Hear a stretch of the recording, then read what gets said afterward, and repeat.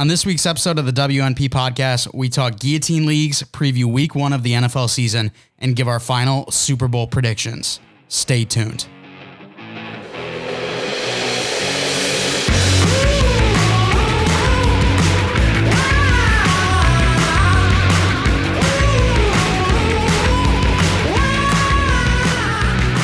Episode 111, the We're Not Professionals podcast. I'm your host, Mike Mitchelson, and join me today, as always, my co-host, Chase Crawshaw. Chase, how you doing? I'm doing swell. I'm loving the new setup right now. It's not even all the way there, and I'm still loving it. It's just it's a much more like real experience when you're face to face. You know, it's nice to be able to just hop on real quick at the comfort of my own house, just get on the mic, good to go.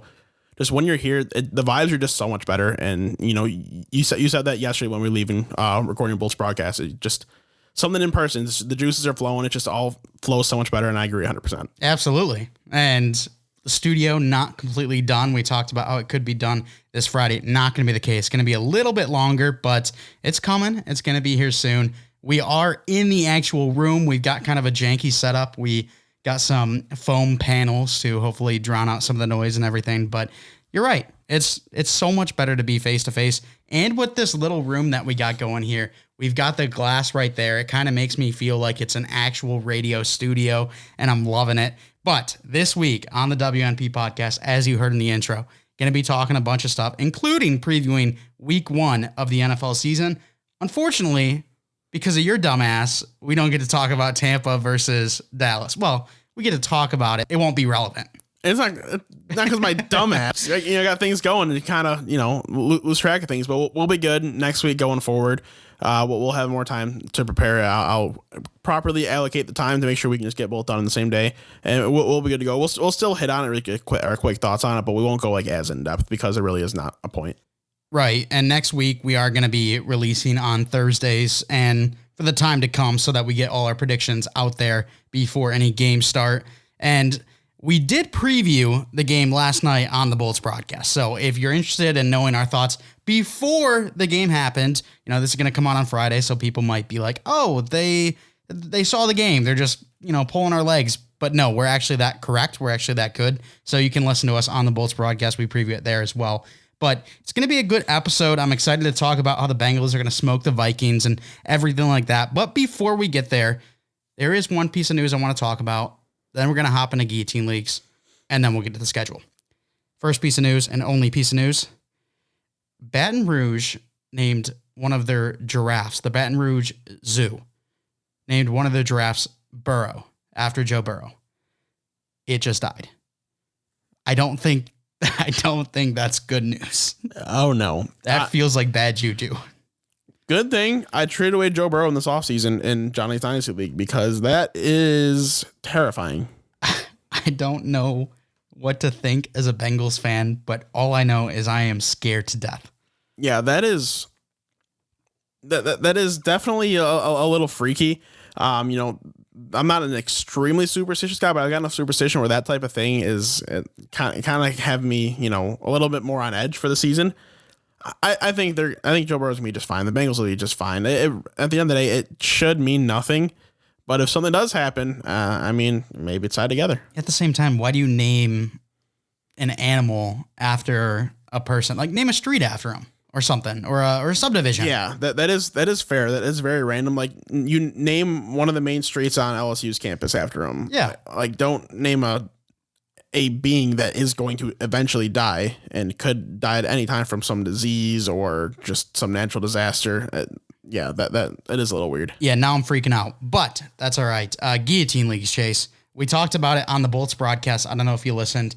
Bolts broadcast link will be down in the description if you're interested in hearing what that's about. We cover the Tampa Bay Lightning, a lot of hockey news, but we talked about football yesterday because hockey not really booming right now. However, we talked in the show that if you are doing a league today, Thursday, or later, then you've got a terrible commissioner and it's just a bad league. Well, we're now in a league that starts at 10 o'clock tonight while the game's going. Well, the commissioner is listening, so same thing applies, Chris. But no, this was a very last minute thing. I've wanted to do a guillotine league for really since last season. I've always been interested in them, but never really like actually just got together people saying, hey, we should do this. I've talked about it a couple times and some people seem interested, but never like fully interested. So I just never even bothered. Then all of a sudden it came up last minute and now we're doing it. So I am excited. You know, you're going to be able to draft based on results of the Thursday night game. So it's going to change kind of where some guys go, because how this guillotine league works, if you do not know, we're going 16 teams in ours, I think 18. I thought 16 was the max that we were doing. We've got 18, which I don't know why, because there's only 18 weeks in the regular season. Okay, well, only 17 games. Yeah, weird, but regardless, so I guess we have 18. Anyway, no matter how many you have, once your season starts, it's not head-to-head matchups. You know, you got your team that you draft a starting lineup, and that's it. You just leave. Boom, there you go. There's no waivers, no trades. Just it's your team and done. So it's kind of like best ball in that matter.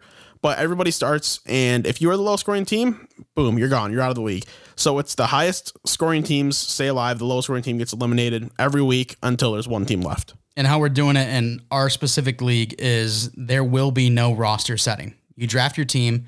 I think there's 10 spots? I thought 13 is what I counted. I think he changed it today. Okay. Yeah. When he made it last night, it was 13. I haven't checked it today. I've been pretty damn busy. Yeah. So I think there's 10 spots, 4 flexes, and then 1 quarterback, 1 tight end, 2 running backs, 2 wide receivers. There's going to be no bench spots. So if your guy is on a bye or your guy gets injured, then you just get 0 points from them. So it's going to be a very easy league to manage because you're not going to have to do anything after you draft. But it's definitely an interesting thing, and there's going to be a lot of different strategies coming into the draft. Do you go safe? Do you go with a quarterback early and maybe like a Travis Kelce? Or do you decide, I want best ball type of season. Give me all the guys that could just blow up. But at the same time, if they don't, you could be on the chopping block. So there's going to be a lot of interesting strategies. I'm also interested to see where players that play tonight go. I feel like Zeke, he might be falling because he plays a very tough defense. Yeah, and if he has a good game, then he'll go where he normally goes. Right. If he doesn't, he's like, if Zeke ends up putting up less than 10 points this week, I would not touch him until probably round 6 or 7. Because at the end of the day, if you take him in round 1, you're automatically handicapping yourself of a possibility of an extra 10, 15 points, and that could be enough to lose you in week 1. So if he struggles, like, I'm not touching him. Especially 18 teams. Yeah. Because if you take him in that 6 range, you're not picking again until the 30s. Right. So that's definitely a scary scenario. But I pick at 13. You pick at 3, right?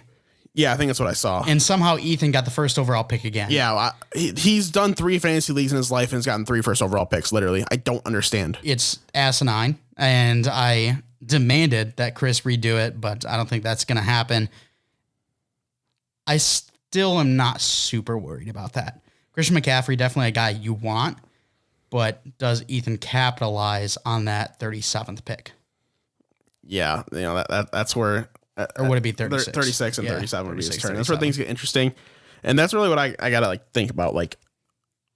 I probably got to go running back in the first round, because if I don't go running back, if I try to go cute, go receiver, tight end, quarterback, struggling. My top running back it's going to be someone who's a low end RB2 more likely than not. So at the end of the day, I think, I got to swallow my pride. I really want to get Travis Kelce in this league specifically, but I don't think I can make that sacrifice. And at the same time, you're going to get an Alvin Kamara or a Derrick Henry. And unless, who's got the second pick? I don't even know. Second pick belongs I think it's Paul's to brother. Whoever the hell Robert is. Yeah, I think it's Paul's brother. I think Robert Hanvey. Maybe. But if he goes quarterback, then you could get a Dalvin Cook. So I think either way, Dalvin Cook, Derrick Henry, Alvin Kamara, those guys are going to be very consistent. And I doubt that they have a week where they score under 10 points. Yeah, it's not very likely for those types of guys. They're usually, pretty safe. So you'd be stupid not to take them at the end of the day. But it really is just going to be such a unique strategy. I'm looking forward to it. I kind of wish I didn't pick in the 3 spot. I kind of wish I picked in the 8 or 9 spot so I could just feel safe grabbing Travis Kelce. Right. Because I really want him in this league. Because tight end is going to be a bitch. I've got 13. I'm hoping Travis Kelce falls to me. I doubt it, but we'll just have to wait and see. It's only a $5 league. There is no waivers whatsoever. So it's a very scary league. Whatever team you draft, that's the team you get to stick with until week 18 or until you get eliminated. which could be very early on. Yeah, and the fact that it's 10 roster spots, was 880 draft picks, which is a pretty standard amount of draft picks in a fantasy league. That's because you usually have like 12 teams, 15 rounds. There you go. I kind of wish we were having 12 like people started, just so you have kind of harder decisions. So you really have like a guy or two that you have to really try to bring big brain people on, because like now it's just this. It's the same people that are going to get drafted as like normally are going to be drafted this time around. Or if you had those 2 extra roster spots, like you would really have to get big brain on it. So that would be kind of cool. But at the end of the day, I'm still fine with the 10. It's going to cause for like a little more consistency within your roster, not as many duds as, maybe you take a chance on like Tevin Coleman, and, if you're 11th or 12th round pick and all of a sudden he's not the starting running back week 2, like that type of thing could happen. Right. And the one thing that actually made me a little sad is I had a strategy coming in because I heard there was a possibility of 2 QBs. So I was thinking, let me nab Travis Kelce, and then let me nab like Tom Brady and Dak. Or if Josh Allen is there, Kyler Murray's there for some reason. Quarterbacks have such a good floor that, I'll just play it safe. But now that, because there's no 2 QBs, I can't do that strategy anymore. Quarterbacks aren't as valuable. They still are. You don't want to drop into that, like, I wouldn't want to drop past like the Matt Stafford range. Like I need a quarterback before then. Yeah, I don't know when I'm gonna draft my quarterback. You might just have to take one early, because if I'm picking the 3 spot, I pick 3, then I pick 34, and then I pick 39. And then from there it's whatever the hell, so that it becomes 54. I pick 52 next. And like if I don't get a quarterback at that spot, or my next pick after that, then I'm getting the Derek Carr range quarterback, which is fine, but he's never gonna he's never gonna propel you to success. Right. So like, yeah, it's gonna be spooky. If the board falls very poorly for me, I'm not able to get Travis Kelce, I'm not able to get one of the top 3 wide receivers, and I'm not able to get like that top 6 range of running back, I might just go like Josh Allen or Kyler.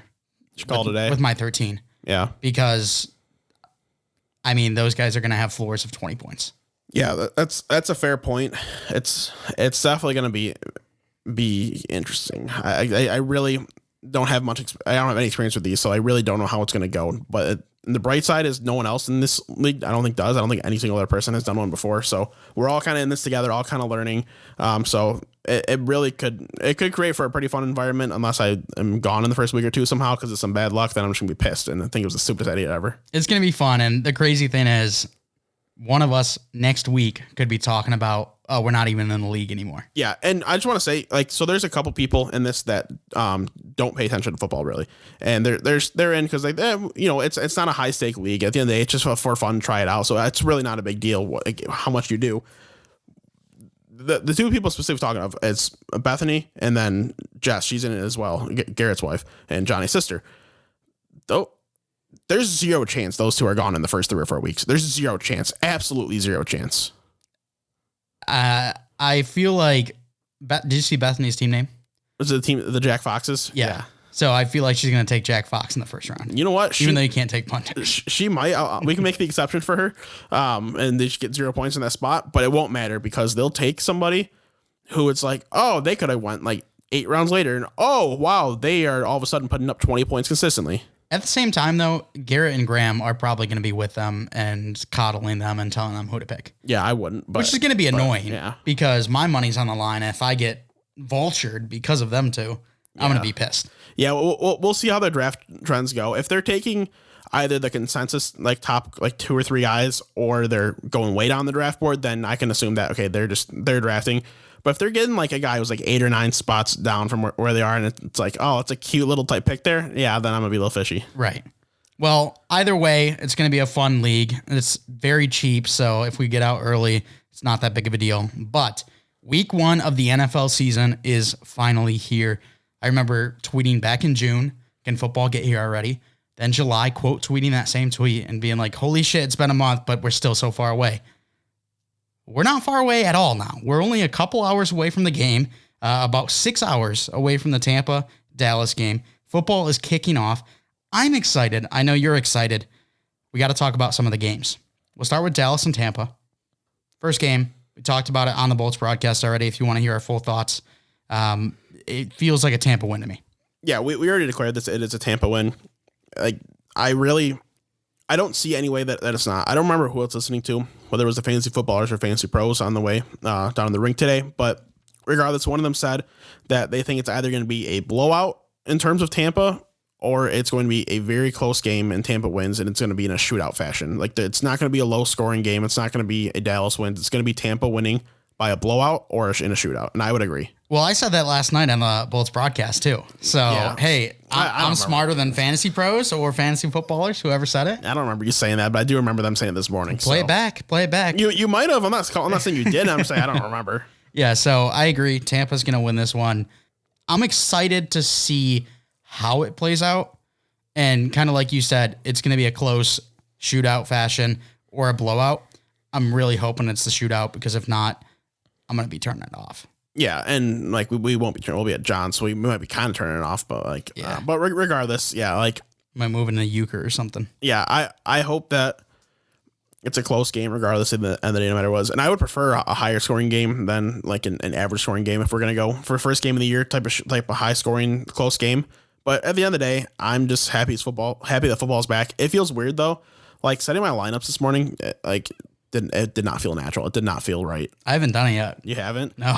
I set my lineup in all 7 of my leagues that I'm in. Jeez. Yeah. I limited myself to 3 leagues this year, but then the guillotine league came in last second. I'm like, all right, it's only $5. It's a league I've never done before. Let me do it. If we want to count guillotine leagues and my best ball drafts, I've got a total of 11, but I don't have to start in those 4 leagues, so it doesn't matter. Jeez. I'm invested this year. Yeah, apparently. I thought 5. No, I had 6 last year. I thought that was way too many. I want to say, so just really quick before we move on, sorry, and we keep getting a little sidetracked this episode. But that's how it goes when you're face to face and in the new studio and everything. Exactly. So one of the dynasty leagues I joined this offseason with some random people that I found online. It's a Superflex tight end premium duplicate league. So there's 20 teams. There's 2 copies of each player. So really, it's kind of like how like a 10 team league would be, where like in terms of your player share. And it's Superflex tight end premium. That league, I was looking like a team that probably should be rebuilding, because I've got some older guys, some guys that are not in a great spot to succeed right now, and just kind of in a weird spot at the end of the day. And then Cam Akers got hurt. I have Darrell Henderson. Travis Etienne got hurt. And I have James Robinson. So all of a sudden in that league, I'm a pretty good team. I got Kyler Murray and Matt Ryan as my quarterbacks. I have those 3 at the running back position. I have Stephon Diggs, Tyler Lockett, Allen Robinson at receiver, and Mark Andrews is my tight end and tight end premium. That team could do some damage out of nowhere now. Yeah, that definitely could do some damage. I mean, it still hurts me that Travis Etienne's out, because your league, obviously, we talked about this before. But I mean, it sounds like it could be there. It could be in the running of a very good team. You just need the right bounces. Yeah. With Darrell Henderson, Sony Michel comes in. What's that situation looking like? Yeah. Everything like that. But yeah, very fun. Before we move on to Seattle at Indy, I figured we'd talk about last season. We're going to do pick'ems again. We're going to be picking every single matchup of the year, and we're going to be tracking everything, seeing how we all do. Last year, 61% correct for me, 58% for you. So what do you got to say about that? Are you going to improve this year? What's going to happen? I'm going to say what I said last year. You're just chalk and vanilla. You're so boring. You just choose the obvious matchups. But no, like there was a couple ones where, like, I mean, we were pretty consensus on most games. At the end of the day, there was a couple that could have went either way, that a couple went in your favor, then a couple I got really bold on that I probably just shouldn't have and didn't work out. This year, I'm still going to take chances on ones I feel it's at least semi-confident about, and just have a little bit of difference between us two. Not the end of the world if I finish in the same range, but I do think that I will be at about the 99% correct range this year. That's quite high. We better see improvement from 61 and 58. And that was over the whole course of the year. I know at one point, I think we're both sitting in the 70s, which is awesome. Don't think that's going to be the case again, but let's move on. Seattle at Indianapolis. Who do you have in this matchup and why? So I think it'll be a pretty good game. I don't know which way it's going to lean towards, more offense, more defense though, because you're going against a good Colts defense with a good Seahawks offense, and then a solid Colts offense with a solid Seahawks defense. So it really could go either way. I lean Seattle in this matchup. I think Russ ends up having, a 300-yard type of game, I think is what's going to be. I think it's going to be more in the higher scoring end than the lower scoring. Colts are going to hold up. Carson Wentz should come in and have a pretty solid debut, I think. I think he's going to end up doing pretty well. But at the end of the day, the Seahawks are just going to kind of edge them. I mean, they've got really everything going for them on offense. I love their receiving group. Russell Wilson's a great QB, of course. Chris Carson is a very good NFL running back. At the tight end position, between Gerald Everett, Will Dissly, one of those guys is bound to shine. The offensive line is still a little wonky, but it really just depends if they can maintain Jonathan Taylor and Nyheim Hines, really are the two of them running back. If they can maintain them enough on defense and they score enough on offense, they'll be just fine. I agree. I go with the Seahawks as well. I don't really know the line of the game. I probably should have pulled those up, but Seattle, they got Pete Carroll, Russell Wilson, veterans in the scene. Where Indy, they got Frank Reich, who I love as a coach, but he's bringing in this whole new offense now that they got a new quarterback. I'm not expecting them to come out on fire. I think it could be a little bit slower for them, but I think they will get there eventually. So I got to agree. Seattle on this one. Yeah, 100%. Jacksonville at Houston. Chase, I know you're going to love this game because you got your love child, the Jacksonville Jaguars, against the Houston Texans, who are starting Tyrod Taylor unless there's like a doctor issue before this game. But the expectation is that Tyrod Taylor will be going up against Trevor Lawrence. Yeah, and really quick before we move on, that I pulled up the line so we can mention them real quick. And Seattle is -3. It's -3 exactly, so okay. They are favored. But going on to this game, this should be an interesting matchup. Let's put it that way. So Trevor Lawrence is going to be in his first against probably the ideal defense to play in your first game, where they don't have shit going on in Houston right now. Offensively, defensively, they don't really have anything going on. It's a pretty ugly situation. The team can end up being really bad this year. This is a good situation for the Jags. If you have any Jags player in fantasy, you just go ahead and start them because, well, except for the tight ends. You shouldn't have any Jags tight ends anyway. Right. But regardless, the other guys, you should probably start them because they're all going to have chances to score. They're all have chances to get yardage. I think the Jags are going to run away with this one, even though the roster ended up finishing last place in the league last year. It was just because the offense just never really gelled. Now, you've got a few new faces in. A couple guys are a little bit older. A new offensive system. I think they're bound to beat this -3 line. I absolutely hate giving rookie quarterbacks wins in their very first week, but I could honestly see this Houston team going 0-17. If you had to pick one team, like everyone would pick them. So I also have Jacksonville. I don't know if I agree with you in the fact that this could be a runaway game. I feel like this offense is going to struggle at times. But they're going to be good enough to beat this Houston team because I feel like everyone in the league is good enough to beat this Houston team. If they get lucky, Tyrod Taylor and Brandon Cooks pull some magic out of their hat, then maybe this is a close game or maybe a Houston win. But it really feels like Jacksonville, although not a great team, not a polished team, much better than Houston. Yeah, They definitely are better than Houston. And Houston, as you said, like that would be everyone's favorite to go 0-17. Even if the Jags don't gel on offense right away, it still should be a game they win. Next game, Philadelphia at Atlanta. I think this is an interesting game in the fact that both of these teams sit around that same level. There's skepticism on how good they're going to be.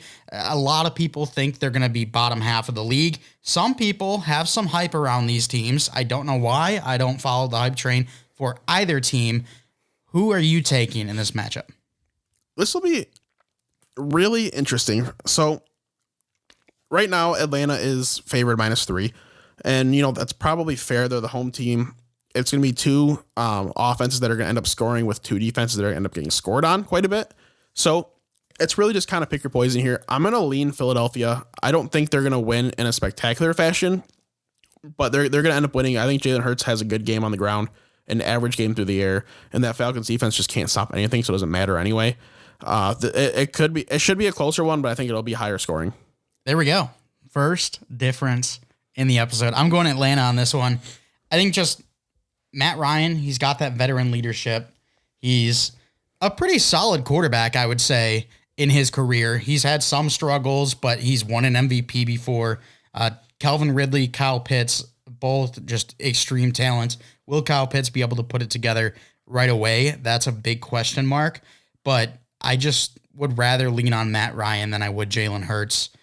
it could be a very high scoring game, like you said. But at the same time, I could see it just being one of those boring games that I don't really want to watch. Yeah, I won't have to worry about watching because I'll end up being at Lions opening day anyway. So that's cool. I'll just kind of get the updates as I can. But if I were home, I would only see this one on Red Zone. And I think our next matchup we're going to talk about might be another difference. We'll have to talk about it, see who you have, see who I have. But the Los Angeles Chargers travel to Washington to play the football team. New quarterback in Washington, Ryan Fitzmagic, goes up against one of the brightest young stars at quarterback, Justin Herbert. Who you picking? This is a game that I'm disappointed I'm not really going to be able to watch. The line is even. No favorite. Even, wow. No favorite. And I think that is fair. I think you're going against I think the Chargers this year are going to be more defensive than they were last season. Last year, they kind of had to be offensive just based on them getting outplayed. This time around, I don't know if the offense is going to be as dynamic. It should still be very good, but the defense is also going to be pretty good too. This should be two playoff teams at the end of the day, in my opinion, at least based on the rosters. I'm going to lean Washington in week one. Home team, Fitzmagic at quarterback. I think he's going to be able to create some magic. Curtis Samuel might not be playing. That could be an issue. But I think Tommy Brown is perfectly capable to go in and start and get a few targets and have no issue. The whole Washington football team, the roster, I think should be getting more credit than they do. They're not necessarily getting like shit on by any means, but they also don't like get talked about enough as, oh, this could be a true playoff team, a true team that makes some noise. And I think they have the right pieces in place to do that. It just all depends on how Fitzmagic plays, and he always comes out week one really strong. So at the end of the day, I got to go Washington. I see a lot of people talking Dallas is going to win that division, which you and I, we've talked about it in our division predictions. Not going to be the case. We think Washington's going to be that team. I thought there was going to be a difference, but there's not. I am taking Washington in this one as well. I think that defense is phenomenal. One of the top three defenses in the league right now, could easily be number one by the end of the season. The one thing that worries me a little bit when it comes to picking Washington is the offense going to be able to keep up. I think so. I like Fitzmagic. I like Gibson. And they've got wide receiver depth, which is something they've never had ever in like the past 5-10 years. So that's going to be interesting to see. Also, the Chargers' new offensive line. How good is this defensive line with Montez Sweat, Chase Young, Matt Ioannidis? Like, there are so many players there. Are they going to be able to actually get through this revamped offensive line of the Chargers? I think enough they'll be able to. So that's why I'm taking Washington. Yeah, at the end of the day, if you're going against like Nick Bosa or Joey Bosa, those are guys you're going to double team no matter what. When you're looking at other rosters. But like if you're going against Chase Young, you're going to want to double team him. But if that happens, Matt Ioannidis, Montez Sweat, those two guys are getting through very often because there's going to be one of those guys that are left underprotected. They're going to get through. So you're not really going to have a choice to double team anybody. You're going to have to kind of just go man on man and hope that they end up winning more than they lose. And I think at the end of the day, regardless of how talented this Chargers offensive line is now, this football team defense is going to get through. Also, Austin Eckler dealing with a little bit of an injury. We don't know as of right now if he is going to be officially playing. We did read that he was practicing a little bit with trainers on the sideline, but he's not a full go as of right now. If he's in, it'll help. But if not, I think that the LA Chargers weak depth at the run game is not going to be able to go up against Jonathan Allen and Deron Payne, two very good run stoppers. Yeah, agreed. And they said they were optimistic he was going to play, so odds are he ends up playing, even if it isn't a limited role. So this should help them, but if for whatever reason he doesn't, then yeah, I don't think there's any chance. Also excited to see Jamin Davis, their first-round linebacker, see what he can do, see if he can add to this already super good defense. Next up, Pittsburgh at Buffalo. Pittsburgh, a team that you and I came out, I think it was maybe 4 or 5 games into the season last year, and said, hey, they're undefeated, but this is not a great football team. It's a good football team that gets wins, but it's not a great football team. On the other hand, Buffalo, it is a pretty great football team. Yeah, and that's why they're going to win this game. That's why they are favored by 6.5.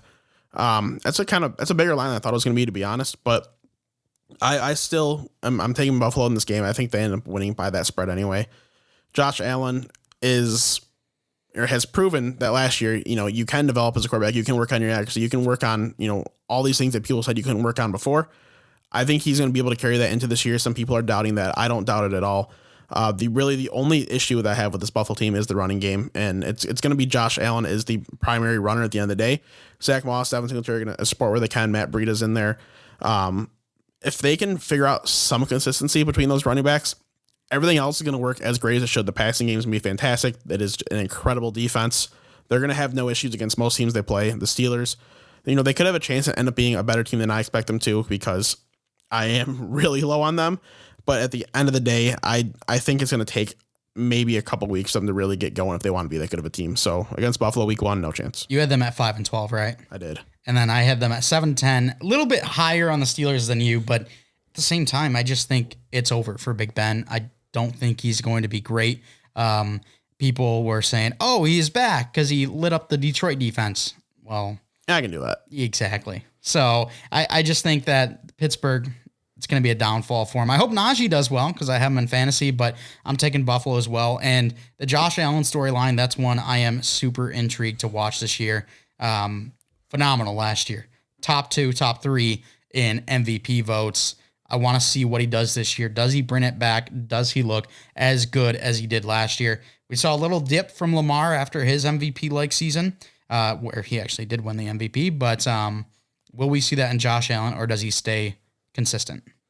We're going to have to see. It's going to be interesting. Quarterbacks usually end up having big years, regress to slightly below average for them, and then go back up big years. Quarterbacks alternate pretty much every year. So it's going to be interesting because he hasn't really had that yet. He's progressed every single season that he's been in the NFL. So it could be kind of unprecedented territory. It could be someone who continues to get better, or it could be somebody who ends up kind of bouncing back, or like bouncing backwards, I should say, a little bit. Next up, we'll talk about our two teams, starting off with Detroit, San Francisco at Detroit.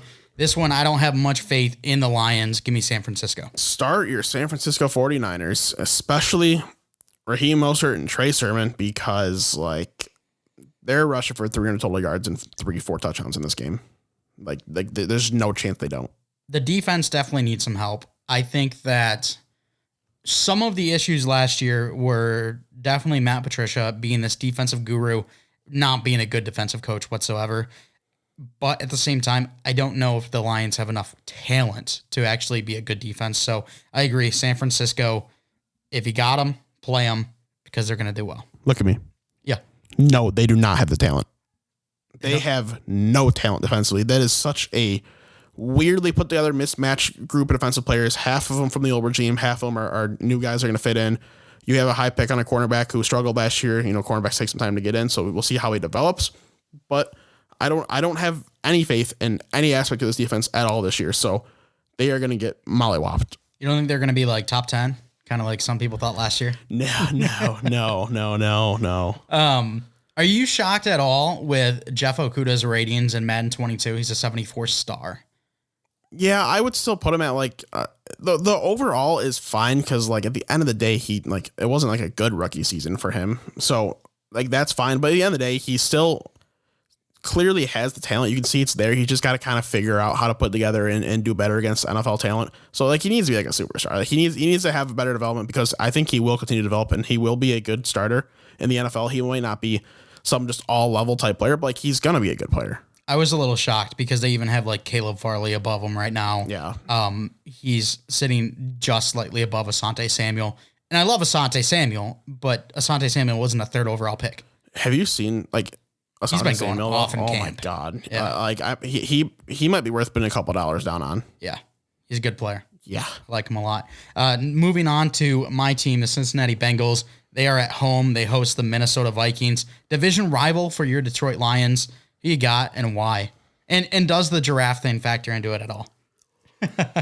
The giraffe thing surprisingly does not factor into it, as I have the Bengals winning this game. So Minnesota's the 3-point favorite, and by the way, the other game, San Francisco was 7.5 point favorite on the road. That says something. But Minnesota's a 3-point favorite on the road. I think it should be a pretty good game. Minnesota defense should bounce back from last year. I still don't think it's going to be some great unit. It should be good, at least middle of the pack, maybe a little bit higher than that. But last year they were kind of atrocious. I think that it's going to be a closer game, not necessarily higher scoring, but not necessarily lower scoring, just kind of average scoring. I think it's literally going to be your run-of-the-mill average football game that the Bengals just come out on top of.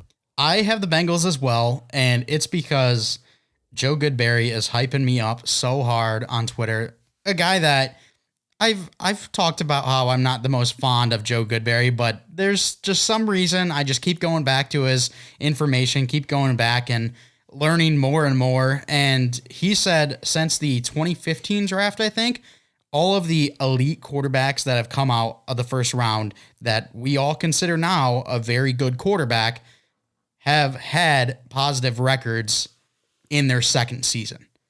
And if we think Joe Burrow is a great quarterback, then he will have a positive record in this season, according to all the facts, which it includes Marcus Mariota and Jameis Winston. They even had positive seasons, both 9-7 with the Bucs and the Titans back then. So I am super excited for this Bengals team, and I had them at 8-9 originally in my predictions, but that might have to change.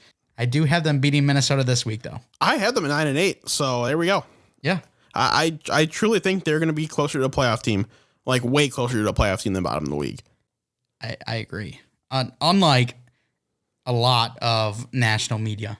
I don't know why national media just never likes anyone that has a bright young future. Like, I've seen people have the Jets at the same record as the Bengals. The Jets are a far ways away. The Jets are going to be bad this year. Like, Zach Wilson could be... Who's a captain? Yeah, like that's not surprising because he does seem like a true leader. So like, good for him. It's cool. He very easily could come in and play as a top 10 quarterback in the league, and the Jets still might only win 4 games because the rest of the roster is just not there. That defense is disgusting. It's horrible. It's atrocious. Well, speaking of the Jets, we got them next. The New York Jets travel to Carolina to play Matt Rule and his Panthers. You know my thoughts on this one. You know my thoughts on Carolina and Matt Rule. It's an easy slam dunk. Give me Sam Darnold by 17. Sam Darnold player of the week. I would love that. I think 70 completion percentage minimum, 3 touchdowns, 300 yards minimum. I think if he plays the whole game, doesn't get hurt or anything like that, or doesn't get pulled, he's hitting those numbers minimum because this Jets defense is not very good. I love the tools around him. Everybody's healthy right now in Carolina. So you got Robbie Anderson, who they had a previous connection with. Robbie Anderson last year in New York, they were a good connection. So if they can find that, chemistry again, bada bing, bada boom. You got DJ Moore, Terrace Marshall, 2 other tremendous receivers. The tight end is a little bit iffy. I think Tommy Tremble is gonna maybe not right away, but by the end of the year he's gonna kind of start taking that job. But right now it's Dan Arnold, if not mistaken, who is fine. But CMC, dude, like he is, the ultimate X factor. Sam Darnold doesn't have to worry about trying to force the ball downfield. He can drop it off down low to CMC. He's might be the most targeted player in this game, but like Sam Darnold has every tool ready for success, and I think he's going to grab him. They've got a better offensive line, a better defense as well, and we can't go without talking about Joe Brady. Maybe the second biggest weapon on that team, only behind CMC. A brilliant offensive mind. We've seen him go crazy with the likes of Joe Burrow in college, as well as Teddy Bridgewater. He made him a fantasy valuable quarterback last year, which I don't see repeating in Denver. Yeah, it's going to be interesting. We'll talk about that when the time comes. But like, I like Joe Brady a lot, and I thought the Bengals should have just hired him because that would have been so awesome. Mm-hmm. But he definitely knows his stuff, and it's a perfect combo with Matt Rule, the way he coaches. Like, Joe Brady can just do his thing, and letting Joe Brady do his thing, we could see some just real genius type work in offense coming up. Yeah, I'm very excited for this Carolina team. And on the Jets, Sam Darnold didn't play with one single Pro Bowler on offense, and now he comes to Christian McCaffrey, who is the best running back in the league in my mind. Poor guy. He's still one of the 5 or 6 youngest quarterbacks in the league. Yeah. He's been in the league for 3 years and just has never had the right support. Yep. He does now. We'll see what he can do. Arizona at Tennessee for the next game.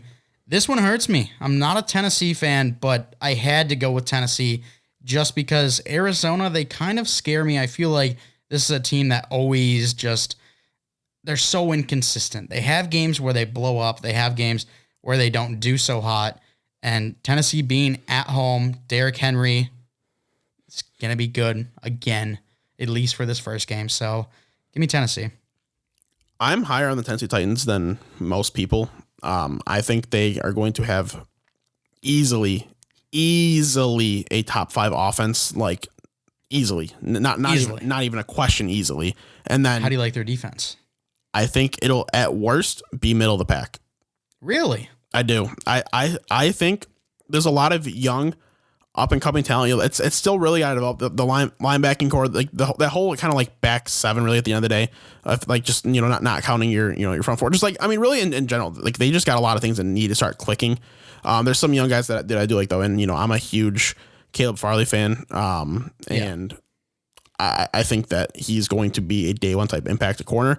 And I think that right there is going to be enough to help make a difference throughout the season. I think they're going to surprise some people. I don't think they're going to be a dominant defense, but I think they're going to surprise some people. So you think he's going to be a day one impact at corner, but you could see Corey Davis lighten up JC Horn. That's what I'm hearing. Yeah, I do actually, because I like JC Horn, but I didn't know how I felt about him being an immediate day one impact. He's got this awesome athleticism and stuff too, and he's a good corner as well. But I don't know, there's just something about him that made me feel like he was maybe going to be a slow starter. And I think Corey Davis has always never been used properly and always been underrated, and he's going to end up having a great opportunity because he's going to get the lion's share of targets there. Well, who's Caleb Farley going against?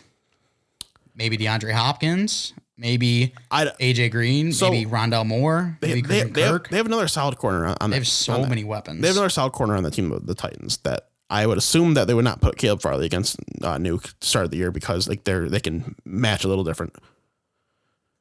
Yeah, I think either way, everything I've been hearing out of Tennessee's camp, Arizona's camp, is that AJ Green's back to his AJ Green prime. We'll see. Which I think that could be the case if he can stay healthy.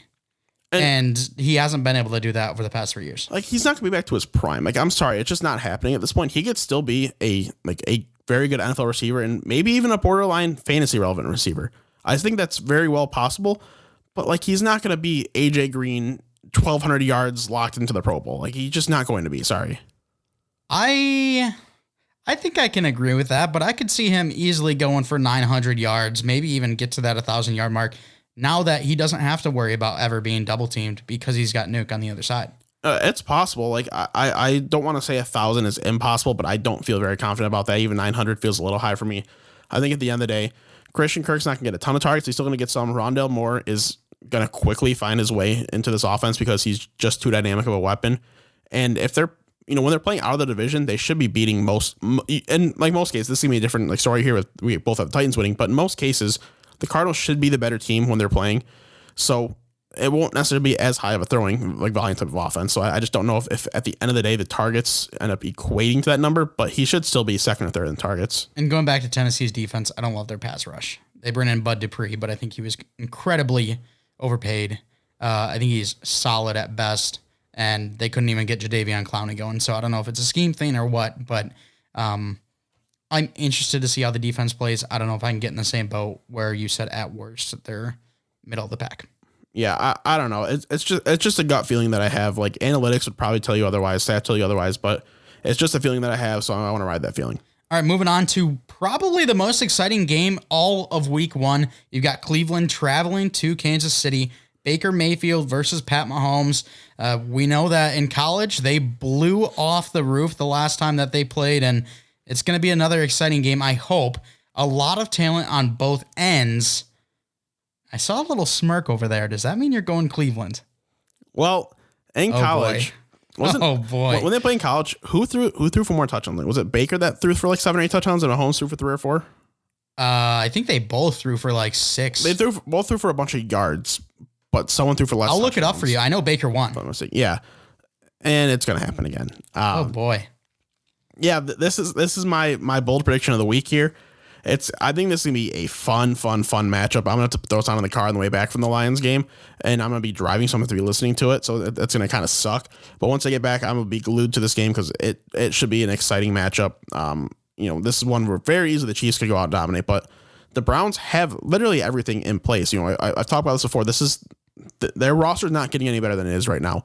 So if they're gonna execute, if they're gonna become a contender, like they got to show it week one. They got to come out hard against the Chiefs. They got to kind of assert their dominance. And I think they can do it. I think the crazy thing is I'm looking at the Sooners versus Texas Tech matchup right here. Obviously, the Sooners won, like I said. I think it could be a similar case just because I feel like the Browns supporting cast is better than the Chiefs, which is kind of crazy to think about. I mean, Tyreek Hill, Travis Kelce, Clyde Edwards-Helaire, you've got some good players there, but the Browns might have the most talented roster in the NFL. Just do they have the quarterback play? Going over their numbers, Baker Mayfield, 27 for 36, 545 yards, 7 touchdowns. Mahomes, 52 of 88, 734 yards, 5 touchdowns, 1 interception. And on the ground, Mahomes also had 85 yards and 2 touchdowns. God, imagine throwing an interception. What a bum. Imagine putting up 7 touchdowns and over 800 total yards. That is absurd. Yeah, that is crazy. That reminds me, did you see the Presbyterian game this year? Or like this last week in college football, FCS school? No. Quarterback threw for 10 touchdowns. The team threw for 12 total. This story about this coach, he coached them in high school, and he got famous for having this philosophy of never kick a field goal, never kick an extra point, never punt, onside kick every single time. He got hired as a college coach. Sure as shit. Never kicked a field goal, never kicked an extra point, never punted. 1 for 2 every time, onside kick every single time. They started the game by recovering the opening onside kick. They recovered, I think, 2 in total that game. They put up 84 freaking points in like an 84-43 matchup. That's going to be an exciting team to watch. That makes me want to watch FCS football. I love that. It's and awesome. I hope he gets a job at the next level, and hell, who knows? Maybe a couple years down the line, we see him get an NFL job and he does the same. I mean, it's a good philosophy, though. Why give the other team the ball for the onside kicks and punts? Why not try to continue to hold on to the ball, as well as why not get more points? Screw field goals, screw extra points. Give me the points. And if you believe in your roster, like even if you lose the onside kick, you can trust your roster to hold them to 3, and then you go down and score 7. Right. Like that. That's the philosophy you maintain in that type of role.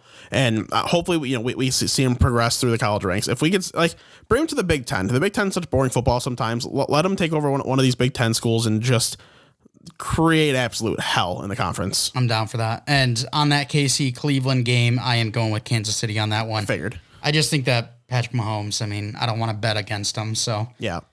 All right. Miami at New England, a in-division game. I think this could be a very close game.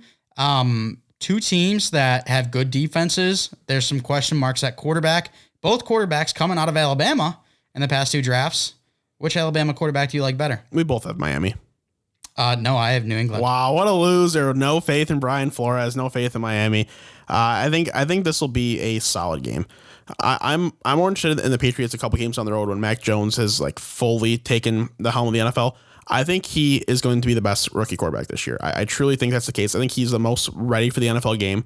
But at the same time, what you see is what you're going to get. You're not going to get much more to Mac Jones than what's already there. He could get a little better. But you go compare him to the other 4 quarterbacks, they all have a lot of room to grow still. Where Mac Jones is just like this dude who's ready to play. So I think he easily comes in week 1 and could do just fine. But at the same time, this Dolphins team, they led the league in interceptions last year. If he tries to get cute with anything, that could easily be picked off, and all of a sudden momentum's in the Dolphins' favor. It should be an entertaining game, but I got to go with the Dolphins here. I like Miami a lot, and I actually had them as a playoff team in our division predictions, unlike you. However, just Bill Belichick, game 1 at home, I can't be betting against it, especially because we haven't seen what Tua can do. We're talking about the uncertainty of Mac Jones and what he can do right now, week 1. Well, what can Tua do? We don't really know. I think that both defenses are really good.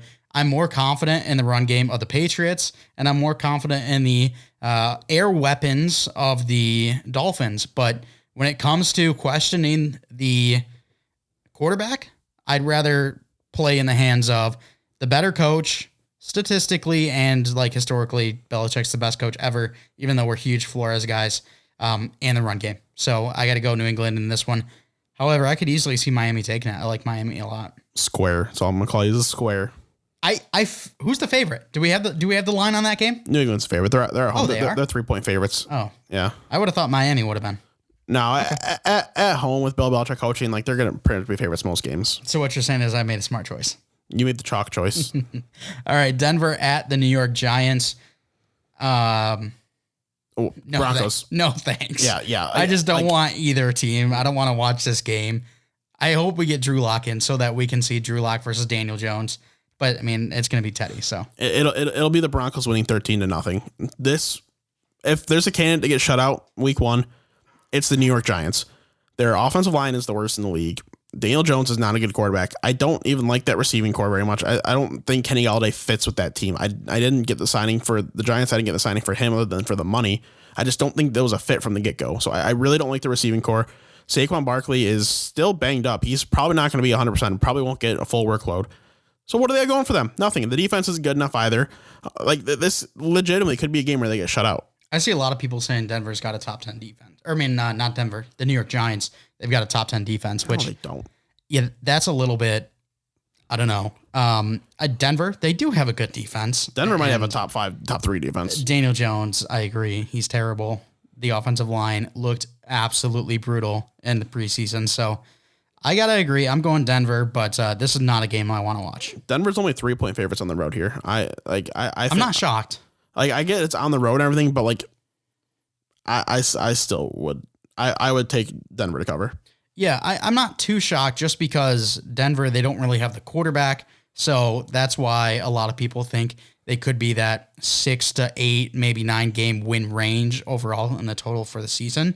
And then I think a lot of people are higher on the Giants this year and have them around that same range. So I'm not too shocked on that, but yeah, not a Giants fan over here. Green Bay versus New Orleans. This is a neutral site game because of the hurricane, but let's talk about the game. Who's going to win? Is it going to be the new quarterback in New Orleans, Jameis, or is it going to be the old vet that came back for one more year? So yeah, this game being played in Jacksonville. There might be better odds of Saints fans being down there because people are relocating because of the hurricane. So if they can get some fans in there, that's great. That'll help them a little bit. But at the end of the day, I'm just going to go with the Packers here. I think the Saints are going to, I don't think they're going to look bad or anything, but I think they're just going to need a week or two, a full regular season, a full playbook type of action for them to kind of really just understand each other because the receiving core is not very good right now. The running back room is, of course, great. Jameis, we'll see what he does at the quarterback position. So offensively, they got to kind of figure out each other and gel each other. Defensively, they've got some guys in place. They had to make a lot of cuts this offseason to try to comply with the salary cap. They just traded for Roby, who can't play this week anyway, so that doesn't matter. But it's going to be it's going to be interesting for the Saints here. I think they're going to start off a little slow, just trying to figure out everybody, and then be better down the road. So give me the Packers week 1. I'm excited for the Saints and Jameis specifically, but this is a team that I could easily see being like a 9-8 team, not a great team that might not even make playoffs. So yep. I got to agree. Green Bay, Aaron Rodgers is just, he's the reigning MVP. So 4-point favorites, by the way, for Packers. I'm surprised it's not more. Yeah. I thought it could have been maybe 6-7 range. Big Green Bay guy here in this game. All right, Chicago at LA versus the Rams. New quarterbacks in both cities. One has red hair. One has a 6-68 record against winning teams. I don't know. Shut up. Okay. Don't be mean. He's gone. We don't need to talk about it anymore. So in case you haven't realized and you're listening to the show and you don't know somehow, Matthew Stafford is the quarterback of the Rams and Andy Dalton is the quarterback of the Bears. And the Bears are doing this for a reason. They're feeding Andy Dalton to the Wolves. Justin Fields can go start week 2 once he fails miserably, or somehow he just performs magically and he's going on an MVP run. Like that. Those are the only 2 outcomes. So the Rams are going to win this game. They might win this game by safely double digits. They're 7.5-point favorites at home. I would probably bet on them to cover. I don't think the Bears really have a chance in this. Hey, I've always said that Andy Dalton is the Red Rifle. He is not the Red Ryder BB gun. Not in this game. No, not in this game. He's going up against my pick as the number 1 defense in the league this year. I think their offense is going to be better because, hey, I've talked about it many times on the show, and it's going to hurt Detroit Lions fans, but Jared Goff, I don't think is a good quarterback at all. They bring in a quarterback that is better, is not great in big games, but this isn't really a big game. He's going up against a team he's played so many times in his career. This is going to be another win for him and the LA Rams. Agreed. Last game, Baltimore at Las Vegas. Awesome stadium. Going to be a great setting to watch the game, but is it going to be a great game? No. I think this could be a blowout. Congrats to everybody who got Gus Edwards late. Whoever was president early got Gus Edwards in the 12th. We talked about that last night. You're going to get 20 points from week 1 because they're going to take a lead early and just run the ball and shove it down their throat. This is a game where Baltimore's 4.5-point favorites on the road, and like they should be higher. Like the Lions should be higher. The Raiders don't have a chance in this game anywhere. I'm going Baltimore as well. Got to cut in here real quick and say, oh boy, I feel bad for the Ravens. Editing now, and I just saw that Marcus Peters and Gus Edwards, they go out with ACL tears. Absolutely heartbreaking for the Ravens. I'm a Bengals fan, but boy, oh boy, do I feel bad for the Ravens. This run game, what's it going to look like now? You got Tyson Williams and Lev Bell, probably going to be a committee over there. I think the defense gets a little bit hurt too with Marcus Peters leaving. I don't think Marcus Peters is the old Marcus Peters that really took over the world at corner a couple of years back when he was with the Chiefs, but he's still a great player. So losing two guys like that, that's really tough. However, with that being said, I still got the Ravens over the Raiders. And with that, we only have 3 differences this week, and that'll be Atlanta at Philly, or Philly at Atlanta, excuse me. You've got Philly, I've got Atlanta. Cleveland at Kansas City. You went the spicy route, went Cleveland. I took Kansas City, and then Miami at New England. So we'll see how that plays out, but we will have an early leader. Week 1, we're going to have an early leader. I don't think we got a leader until like week 3 or 4 last year, because whenever we made differences, it was an even number and we split. Yeah.